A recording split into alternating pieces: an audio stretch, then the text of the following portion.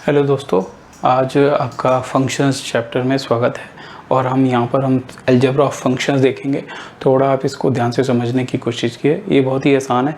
Algebra of functions में हम देखेंगे कि सम ऑफ टू फंक्शंस कैसे किया जा सकता है, सब्ट्रैक्शन कैसे किया जा सकता है, प्रोडक्ट कैसे किया जा सकता है और डिवीज़न कैसे किया जा सकता है। तो इसमें अगर आप देखेंगे कि अलजेब्रा फंक्शन 2 बहुत आसान है। थोड़ा आप 1-2 फंक्शंस लेके देखिए और उनके हम क्वेश्चंस भी करेंगे, तो उससे आपको समझ में आएगा कि हम क्या करना चाह रहे हैं। आइए देखते हैं अलजेब्रा ऑफ द फंक्शंस। तो अलजेब्रा ऑफ फंक्शंस में हमने लिखा सम। मान लीजिए 2 फंक्शंस ले लीजिए, f(x) और g(x) ले लीजिए। इसमें 2 फंक्शन और दोनों को सम से लिखना है तो प्लस लगा देंगे, सब्ट्रैक्शन करना है तो माइनस कर देंगे, प्रोडक्ट करना है तो मल्टीप्लाई कर देंगे, डिवीजन करना है तो सब डिवाइड कर देंगे। तो अब यहाँ पे देखिए एक एग्जांपल ले लेते हैं। इसको ऐसे भी लिख सकते हैं f + gx f - gx fg, यानी दोनों के बीच में मल्टीप्लाई है, ऐसे भी लिखा जा सकता है। Let fx = x² + 2x gx = x²। दोनों को प्लस करेंगे तो दोनों को ऐड कैसे करेंगे, इसको इससे और 2x + 1 ऐसे ही लिख देंगे। x² ये माइनस हो गया तो इसको हमने 2x + 1 बचा, मल्टीप्लाई कर देंगे तो इसको मल्टीप्लाई करेंगे तो 4 आ जाएगा। यहाँ से मल्टीप्लाई कर देंगे 2x³ कर देंगे और 1 से करेंगे तो x² आएगा। तो ध्यान से देखिए, डिवीज़न में कुछ एलिमिनेट नहीं हो रहा तो हम इसको ऐसे लिख देंगे। तो ये काफ़ी आसान है, इसको समझना भी बहुत आसान है। कोई बच्चों वाला है, छोटी क्लासेस में भी हम करते हैं इसको आप ध्यान से देख के समझ सकते हैं। इसके ऊपर आप क्वेश्चन कीजिए तो आपको ईजी बहुत होगा। NCERT में बहुत आराम से इसके ऊपर आसान क्वेश्चन दिए गए हैं, तो आप उनको देखिए और समझिए। आशा करता हूँ ये आपको समझ में आया होगा।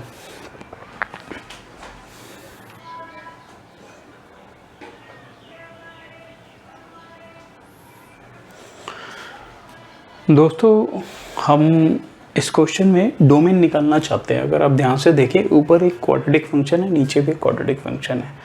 तो आप ये सोच रहे होंगे कि हमने इसी फंक्शन का, ऐसे फंक्शनों का डोमेन कैसे निकाला जाए। सबसे पहली बात है, बुक्स में जो दिया गया है वो ऐसा दिया गया होता है कि भाई ऐसे रख दो ऐसे आ जाएगा, ऐसे रख दो ऐसे आ जाएगा। हम आपको सोचना बताएंगे, थिंकिंग बताएंगे कि बच्चे को कहाँ समस्या आती है, कहाँ प्रॉब्लम आती है और कहाँ वो अटकता है। तो आपको ये समझना है कि कैसे वो इस क्वेश्चन को सॉल्व करेगा। ये बहुत इंपॉर्टेंट क्वेश्चन है और बहुत ही जगह आपको ये चॉक कर देता है, आपके माइंड को चॉक कर देता है। It's a very simple question. अगर आप थोड़ा सा ध्यान से देखेंगे तो आपकी सारी आगे की समस्याएं भी खत्म हो जाएगी। तो आइए हम इसे देखते हैं कैसे करेंगे। It's very simple. सबसे पहली बात है, यहाँ डोमेन लिखा है। यहाँ पर इस क्वेश्चन में हमें कुछ भी बाउंड कर दिया, x की वैल्यू हम कुछ भी ले सकते हैं, ठीक है। यहाँ x कुछ भी ले सकते हैं, तो वो क्या हो गया, रियल नंबर। सबसे पहले ऊपर देखते हैं। मान लीजिए आगे के सवालों में हम इसे देखेंगे ही नहीं, लेकिन इससे पहले कि हम आगे के सवालों में इसको ना देखें, इससे पहले ये समझे कि आगे के सवालों में क्यों नहीं देखना चाहिए, ये भी सोचना चाहिए। अगर यहाँ पे x की वैल्यू आप कुछ भी रख दीजिए तो आपका क्या आएगा, कोई पॉजिटिव नंबर आएगा, कोई पॉजिटिव नंबर आ जाएगा, राइट, ठीक है। पॉजिटिव नंबर आ जाएगा, क्योंकि अगर आप नेगेटिव भी आ सकता है। मान लीजिए कोई इससे नंबर बड़ा ले लीजिए तो नेगेटिव भी आ सकता है, इससे कोई फ़र्क नहीं पड़ता, ठीक है। आपकी समस्या ये है कि आप कोई सा भी नंबर ले, इस पर कोई फ़र्क नहीं पड़ रहा, इस पर यहाँ ऊपर से, लेकिन इस नीचे वाले में फ़र्क पड़ता है। कैसे फ़र्क पड़ता है ये ध्यान से देखते हैं। क्योंकि मान लीजिए ऊपर कोई नंबर आया है, कोई भी पॉजिटिव या नंबर आ गया, नीचे क्या आना चाहिए, 0 नहीं आना चाहिए। दैट्स नॉट अलाउड, क्योंकि अगर 0 आता है तो ये नंबर क्या हो जाएगा, नॉट डिफाइंड हो जाएगा। समझ रहे हैं बच्चों, क्या हो जाएगा, नॉट डिफाइंड। नॉट डिफाइंड से तो हमें कुछ भी पता नहीं चल सकता, इसलिए हमें क्या नीचे वाले पे फोकस करना है, इस वाले पे फोकस करना है। तो ये क्या है हमारा, x² - 5x + 4। इसके आप फैक्टर कर सकते हैं। तो कैसे फैक्टर करेंगे, फैक्टर करने आते होंगे, मैं यहाँ पे समझाना चाहता हूँ, फैक्टर भी करके देख लीजिए। 11th क्लास में आपको फैक्टर कोई नहीं सिखाएगा, but I am going to do that. तो प्लीज़ ध्यान से देखिए, ठीक है। x - 4 कॉमन ले लीजिए, -1, x - 4 कॉमन ले लीजिए, x - 1, ठीक है। तो यहाँ पे हमने इसको इक्वेट टू 0 करा, तो x = 1, x = 4 आ गया। इसका मतलब क्या है, रियल नंबर में से ये दोनों नंबर निकाल देने हैं। क्यों निकाल देने हैं ये भी समझना है। तो ये क्या कहलाएगा, डोमेन कहलाएगा फंक्शन का। यानी इन नंबरों को छोड़ के हम कुछ भी रख दें तो हमारा फंक्शन क्या हो जाएगा, नॉट डिफाइंड नहीं होगा। अगर हम यहाँ पर मान लीजिए 1 और 4 रख देते हैं, 1 और 4 रख देंगे तो ये क्या हो जाएगा, मान लीजिए 1 रखेंगे तो क्या आ जाएगा, 1 का स्क्वायर 5 मल्टीप्लाई 1 + 4, 1 + 4 कितना हो जाएगा 5, 5 - 5 0, तो ये क्या आ जाएगा 0। तो ये नीचे वाला पार्ट क्या आ गया 0। 0 से अगर कुछ भी चीज़ आएगी ऊपर, कुछ भी हो, कोई भी नंबर हो, तो आंसर क्या आ जाएगा इनफाइनाइट या नॉट डिफाइंड आ जाएगा, नॉट डिफाइंड आ जाएगा। तो आपको ये नहीं करना है, इसलिए हमने इस पे फोकस किया। आशा करता हूँ ये क्वेश्चन आपको समझ में आएगा। इसको आप नोट डाउन कीजिए और अपने नोट्स बनाइए। नोट्स बनाना बहुत ज़रूरी है मेरे हिसाब से। अगर आप नोट्स बनाएंगे तो उसको अच्छी तरह जाते वक्त अपने क्वेश्चनों को देख पाएंगे पेपरों में करते हुए। इसलिए शॉर्ट नोट्स बनाइए और अपने आप को इन क्वेश्चनों को बार बार प्रैक्टिस कीजिए। देखिए, इसको एक बार नोट कर लीजिए आप। यहाँ पर हम क्वेश्चन देखेंगे। अब हम क्वेश्चंस कर रहे हैं क्योंकि चैप्टर हमारा ओवर हो गया है, उसके कंसेप्ट हमारे ओवर हो गए। अब यहाँ पे हमें समझना है क्वेश्चनों के थ्रू जो हमने पढ़ा है वो इम्प्लीमेंट होता है या नहीं होता है, इसको ये अब समझना है। तो इसको ध्यान से समझिए, आपको अच्छा लगेगा और आप सारे क्वेश्चंस को कर पाएंगे इजीली। आइए देखते हैं। सबसे एक क्वेश्चन हम देखते हैं। इसमें क्या है, क्वेश्चन दिया हुआ है हमारा एनसीईआरटी का क्वेश्चन है। इसमें देखिए एक फंक्शन डिफाइन दिया है कैसे, x² x के बीच में 0 से 3 के बीच में, और 3x है 3 से 10 के बीच में। एक चीज़ देखने वाली बात है, ये कॉमन है, यहाँ इक्वल का साइन है। x = 3 हुआ तो ये भी ले सकते हैं, x = 3 हुआ तो ये भी ले सकते हैं। ऐसे ही दूसरा फंक्शन हमारा g(x) x², यहाँ पे 0 से 2 होगा तो फंक्शन ये लेंगे, 2 से 10 हुआ अगर डोमेन तो ये फंक्शन लेंगे। यहाँ पे भी अगेन बोन ऑफ कंटेंशन, यानी जो मुश्किल का कारण है वो ये है, इस पे हमें चेक करना है। तो हमें ये बताना है कि फंक्शन f इस फंक्शन है और g फंक्शन नहीं है। तो जैसा हमने अपनी डेफिनेशन में पढ़ा था कि एक एलिमेंट की एक ही इमेज होगी, ठीक है ना। डोमेन में जितने भी एलिमेंट हैं जो कि फंक्शन में रखने पर आते हैं उनकी एक ही इमेज होगी। तो एक ही इमेज का मतलब एक ही इमेज होनी चाहिए। अब देखते हैं कैसे। सबसे पहले ये फंक्शन देखते हैं, ध्यान से देखिएगा। मैंने क्या लिखा है, 0 से लेके 3 तक गिनती लिखी है, 0 से लेके 3 तक गिनती लिखी है, ठीक है। फिर 3 से लेके 10 तक, ये 3 से लेके 10 तक। यहाँ पे 3 एक ऐसा एलिमेंट है जो दोनों में कॉमन है। तो आपको ध्यान से समझना है इसके अंदर क्या समझना है। देखिए 0 रखेंगे x² के अंदर 0 आएगा, 1 का रखेंगे स्क्वायर तो 1 आएगा, 2 का रखेंगे तो 4 आएगा, 3 का रखेंगे 3 अब दोनों जगह जा सकता है, यहाँ भी जा सकता है, यहाँ भी जा सकता है। तो उसकी जो पॉसिबिलिटी यहाँ से क्या आएगी वो 9 आएगी, यहाँ से भी क्या आएगी 9 ही आएगी। अब यहाँ पर सबसे बड़ी बात है 3 की दोनों की इमेज क्या 9 ही है, ठीक है ना। ये वाली चीज़ नहीं हुई तो फंक्शन हो सकता है, लेकिन क्वेश्चन में ऐसे तो ये हमें समझ में आ गया। इसको डायग्राम एरो डायग्राम से हमने समझ लिया, लेकिन पेपर में हमें लिखना है, हमें तो नंबर चाहिए। हमें टीचर जो होता है वो क्रॉस चेकिंग पे ही नंबर देगा। तो उसको समझिए कैसे लिखेंगे, वो बहुत सिंपल है। If x1 = x2 then fx1 = x2। यहाँ पे हमने x1 को 3 ले लिया, x2 को 3 ले लिया। ये दोनों अगर ये दोनों इक्वल हैं तो इनकी इमेज भी सेम होनी चाहिए। तो रखिए यहाँ पे 3 3 3 था, ये 3 एक हमने ये ले लिया, एक ये हमने ले लिया, दोनों हमने माना कि ये दोनों इक्वल है ही दिख ही रहा है, तो इनकी इमेज भी इक्वल आनी चाहिए। बट फंक्शन अलग है। इसको मान लीजिए फंक्शन हमारा एक के लिए ये यूज़ किया, एक के लिए यूज़ किया। यहाँ पे हमने x² यूज़ किया, यहाँ पे हमने 3x यूज़ किया, दोनों की इमेज भी सेम आ रही है। तो ये ट्रू है, ये फंक्शन है, f is a function. But यहाँ ध्यान से देखिए, इस दूसरे वाले फंक्शन में देखिए, ये इसको काउंटर करेगा, इसका बट इन, यानी इस वाले में देखिए इसमें क्या है, इसमें दिक्कत क्या है।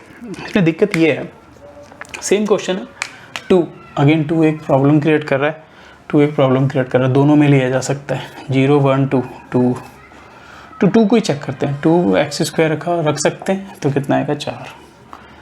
2 को हम यहाँ भी रख सकते हैं क्योंकि वो इक्वल का साइन है ना यहाँ पे, तो 2 भी ले सकते हैं। तो 2 को देखिए, 2 से रखा तो कितना है 6 है। यहाँ प्रॉब्लम होगी, दोनों इक्वल हैं तो इमेज भी सेम होनी चाहिए थी according to definition of the function, वो नहीं हो रही है। देखिए यहाँ पर 2 का स्क्वायर 2 3 6, 4 नॉट इक्वल टू 6, तो this is not a function, this is not a function.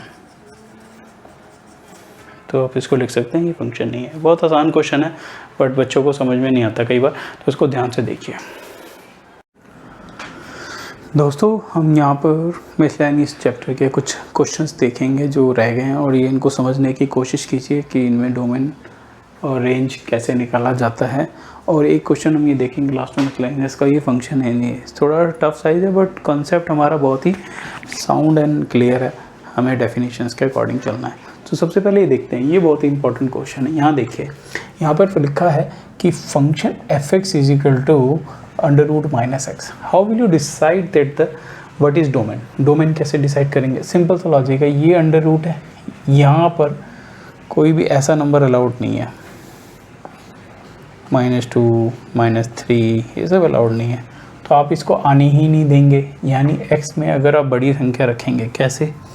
अगर आप 0 रख देंगे तो क्या आ जाएगा? -1 आ जाएगा, दैट इज़ नॉट अलाउड।